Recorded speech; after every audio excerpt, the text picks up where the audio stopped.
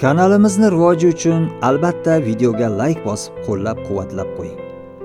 Agar qolgan hikoyalarni eshitmoqchi bo'lsangiz, kanalimizga albatta obuna bo'lib qo'yishingizni unutmang. Videolarimizni kuzatib boring.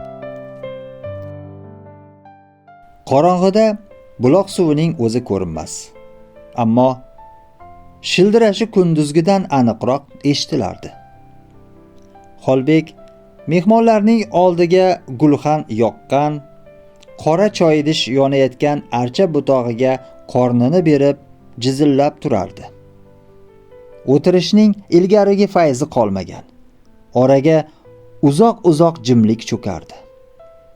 Suyunboy aka bilan Ahadjon Eshmurod akaga yaxshi bo'lmadi deb biroz gapirishdi.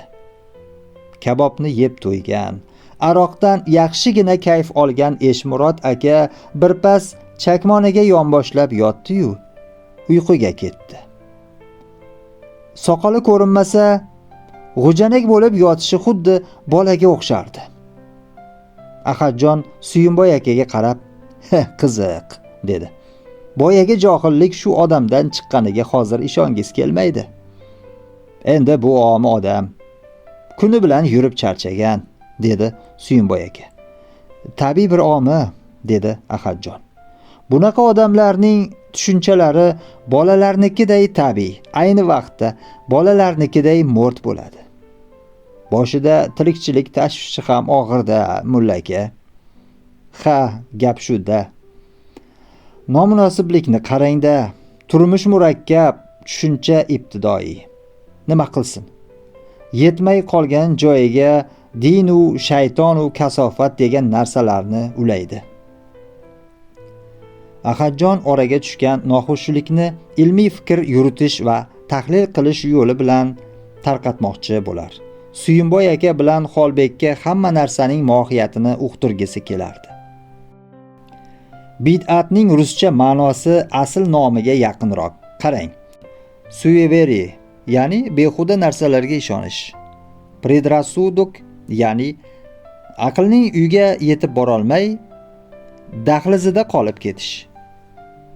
"Siz buni ilib qilib gapiryapsiz, Ahadjon aka", dedi Madaminjon gulxanning chetini kavlar ekan.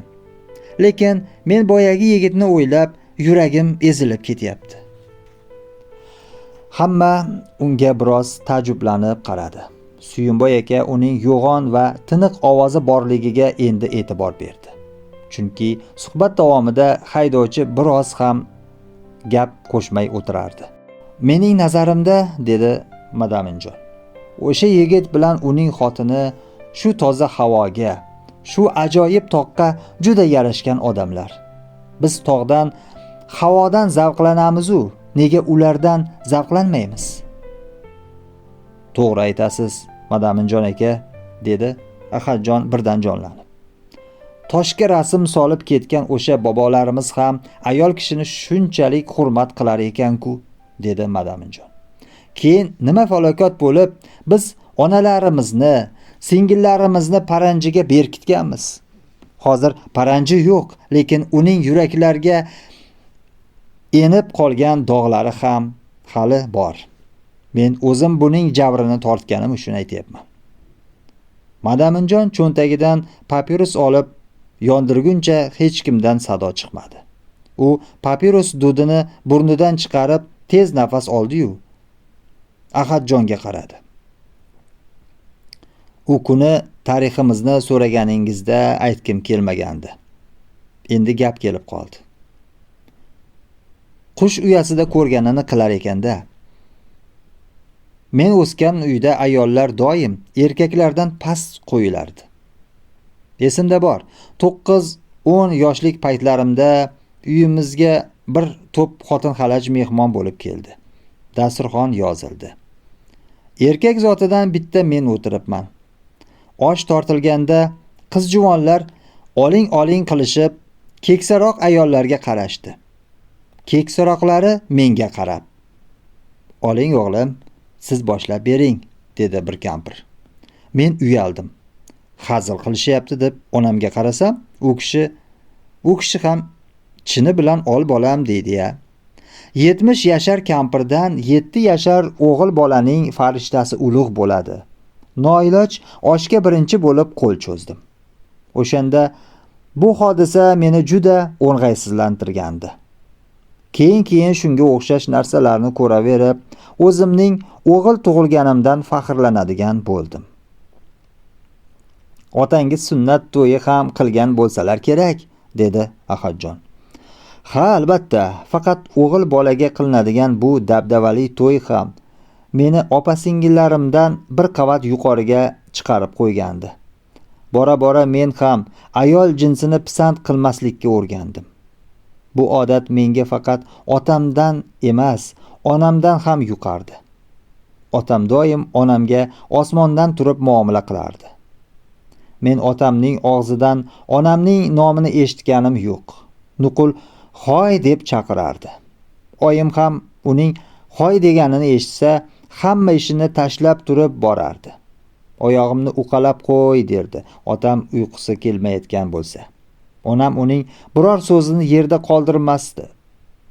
O'l desa o'lib, tiril desa tirilardi. Yaxshi xotin shunday bo'lishi kerak deb hisoblar edi chamamda. Nima, otangiz katta ishdamidilar? Yo'q, mirob edi. To'g'ri kelganda qo'liga ketmon olib ariq zovur qazib ketaverardi. Ko'cha-ko'yda o'zini juda kamtar tutardi. Biroq uyda erkak degan xotindan o'zini 1-2 parda yuqori tutmasa obro'si qoladimi, der edi. Undan ibrat olib, men ham onamni uncha pisand qilmas edim. Gunoh qilsam onam menga jazo bera olmasdi.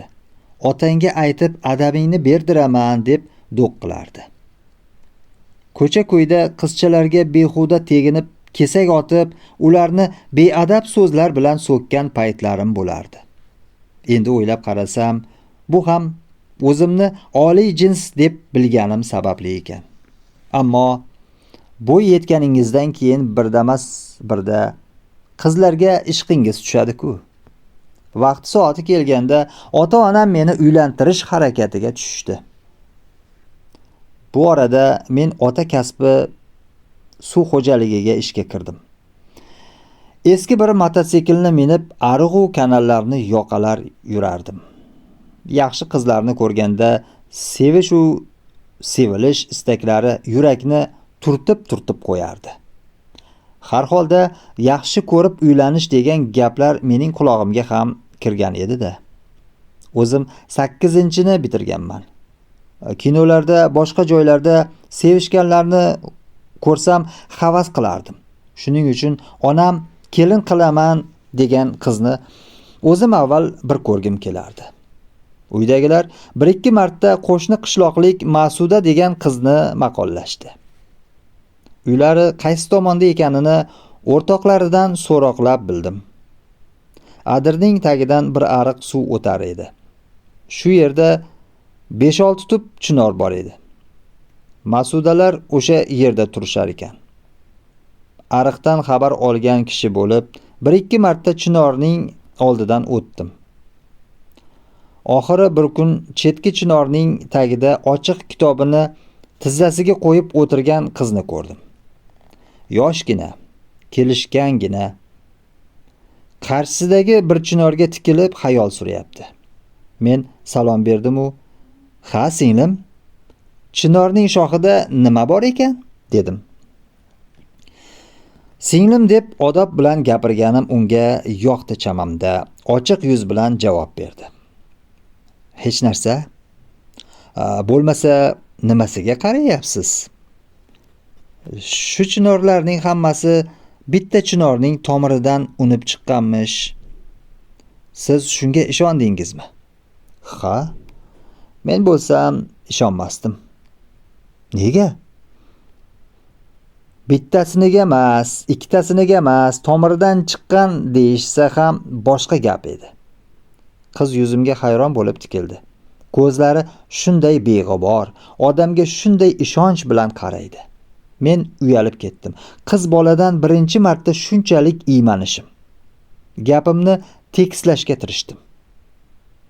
Ikkitasi deganimki, qush ham qanoti juft bo'lmasa uchmaydi-ku.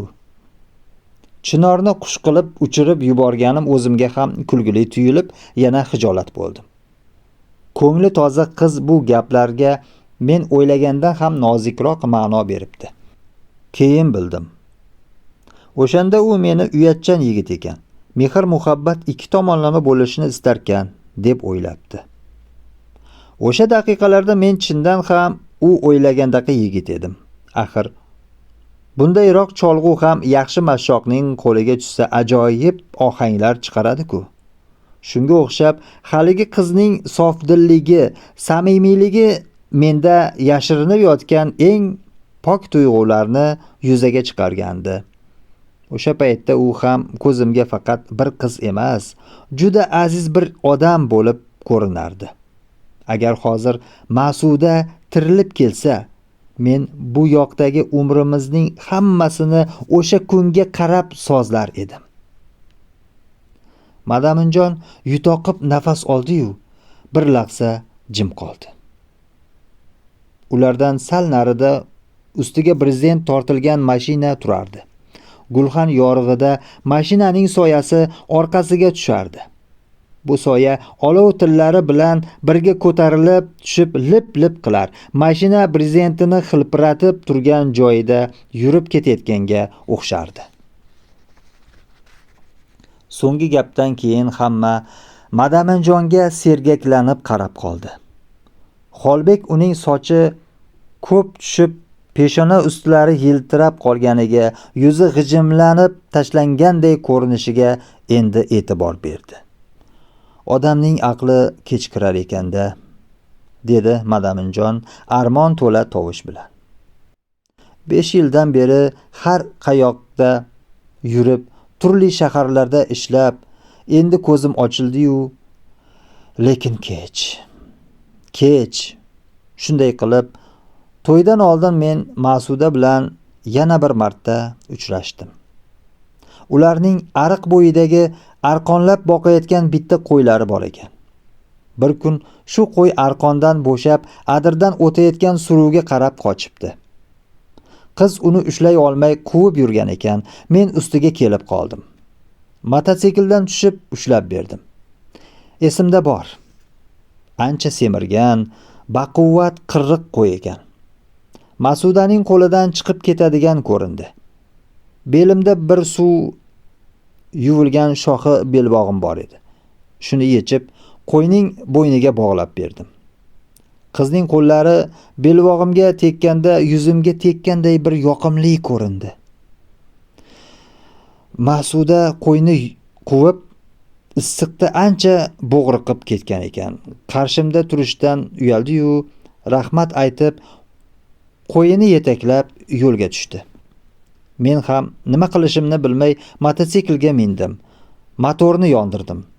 Qiz orqasiga o'girildi-yu, "Voy, belbog'ingiz qoladimi?" dedi. Aslida men soyaroqqa o'tib uni kutib turmoqchi edim. Belbog'ni olib chiqqanda 1-2 og'iz gaplashkim bor edi. Lekin onamlar shu hafta ularnikiga sovchilikka kelmoqchi ekanliklarini esladim-u, gapni ko'paytirishni o'zimga ep ko'rmadim.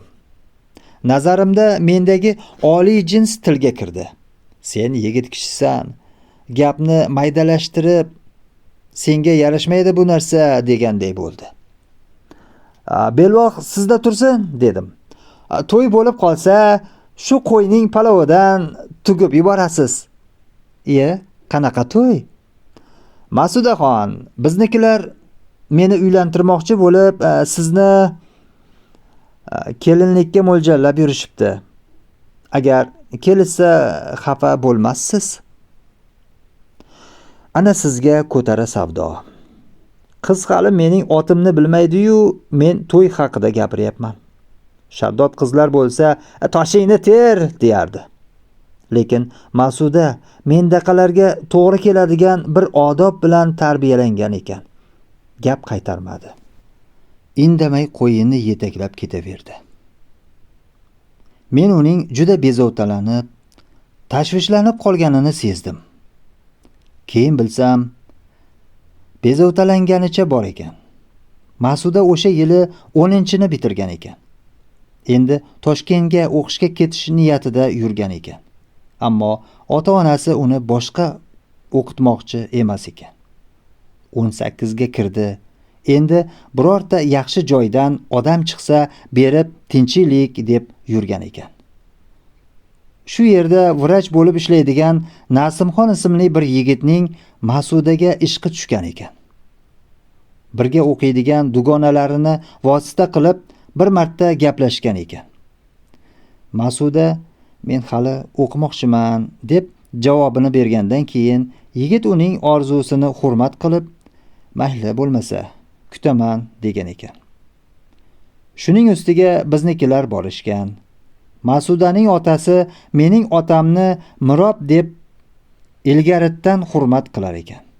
Men ham o'sha paytda yoshlik jozibasi barq urgan 21 yashar yigit edim. Ma'sudaning ota-onasiga o'xshagan odamlarga juda yoqardim. Men haligi vrachga o'xshab gapni faqat qiz bilan bitirmoqchi emasdim.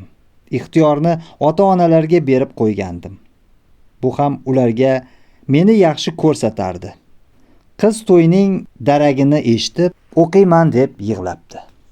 Otasi uni urishibdi. Oyisi yaxshi gaplar bilan aldab-suldabdi. Bizni maqtashibdi.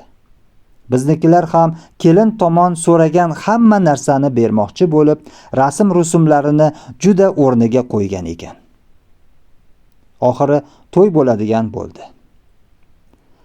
Madaminjon bir lahza jim qoldi. Osmon yulduzga to'lib borardi. Pastda buloqning shildirashi, tepada haqqushning hazun tovush bilan xoq degani eshitildi. Bolaligimizda davom etdi Madaminjon. Qushning palaponini olsak, onalarimiz uyasiga qo'y, qo'lning zahri bo'ladi deyishardi.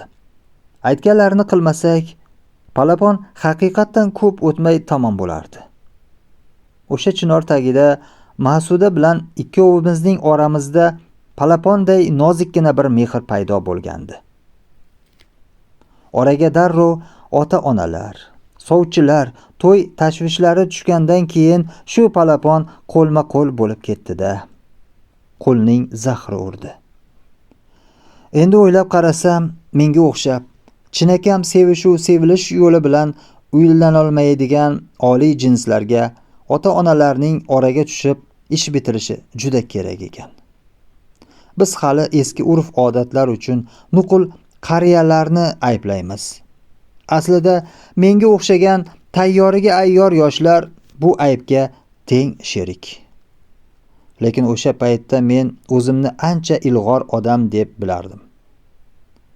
Uylanadigan qizi bilan biror og'iz gaplashmagan yigitlar bor, der edim ichimda. Men-ku 2 marta ko'rishib gaplashdim. Orqaga ketaman degan odam doim shunday qiladi. Nuqul o'zidan keyinda boradiganlarga qaraydi-yu, men ilg'orman deydi. Bo'lmasa bizning qishlog'imizda ham, boshqa joylarda ham eskicha odatlarning qarshiligini yengib, yangichasiga turmush qurayotgan yigit-qizlar bor edi. Lekin men ularga qaramas edim. To'y albatta eskicha bo'ldi. Kelin u ayollar boshqa joyda, men kuyov jo'ralar bilan alohida o'tirdim. Bunaqa to'ylarning tashvishini-yu, azobini bilasizlar.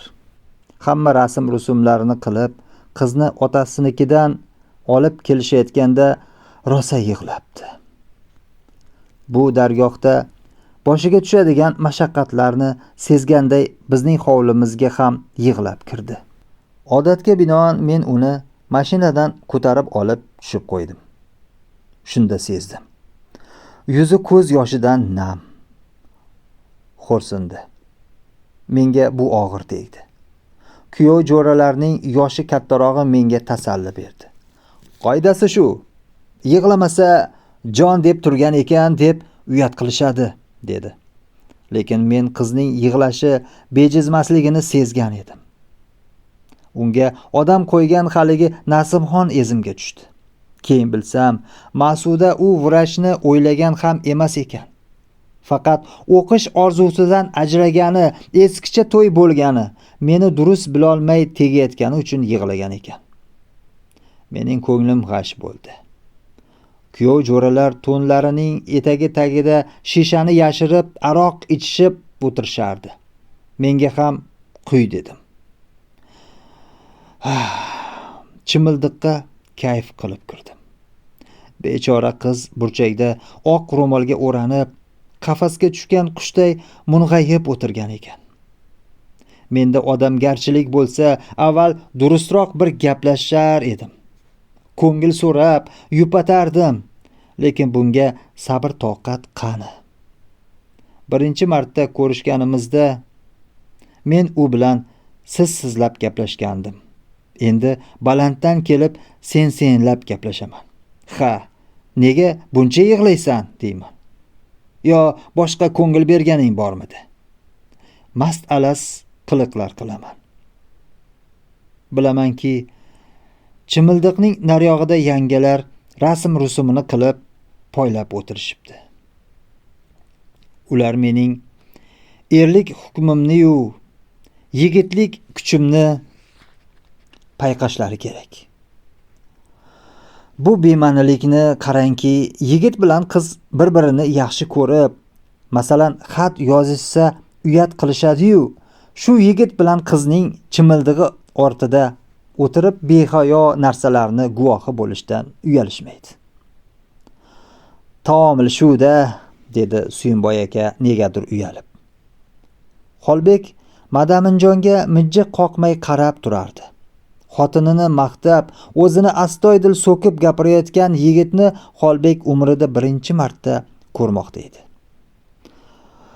Taomil ham bo'lsinki, hali 10 gulidan bir guli ochilmagan kuyov bilan kelinni bir-biriga molday qo'shib qo'yib, o'zi pardaning naryog'ida poyloqchilik qilib o'tirsa, bunaqada odamdagi odamgarchilik poygaqda qolib, hayvoniy hirs to'rga chiqmaydimi? To'g'ri, tabiatligini qiladi. Lekin yangi oilada turmush boshlanishi bilan odamgarchilik to'rga chiqmasa, xotinni bu ham odam-ku deb hurmat qilib o'rganmasa